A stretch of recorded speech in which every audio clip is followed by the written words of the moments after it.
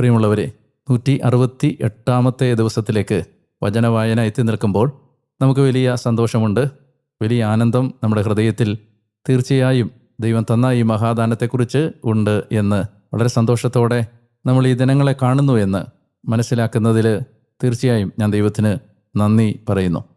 നമ്മൾ രാജാക്കന്മാരുടെ 1-ാം പുസ്തകത്തിൽ ആഹാബിൻ്റെ കഥ തുടർന്ന് വായിച്ചപ്പോൾ അദ്ദേഹം വളരെ അധമമായ ഒരു പ്രവൃത്തി ചെയ്തുകൊണ്ടാണ് തൻ്റെ ജീവിതത്തിൻ്റെ അവസാന കാലങ്ങളിലേക്ക് പ്രവേശിക്കുന്നത്. ജസ്രയേൽക്കാരനായ നാബോത്തിന് തൻ്റെ പൈതൃകാവകാശമായി കിട്ടിയ മുന്തിരിത്തോട്ടം മോഹം കൊണ്ട് കീഴടങ്ങിയ, മോഹം കൊണ്ട് തളർന്നുപോയ ആഹാബ് കൈക്കലാക്കാൻ ആഗ്രഹിക്കുകയാണ്. നാബോത്തിന് ഈ മുന്തിരിത്തോട്ടം വിൽക്കാൻ കഴിയില്ല, കാരണം അത് അയാളുടെ പൈതൃക സ്വത്താണ്.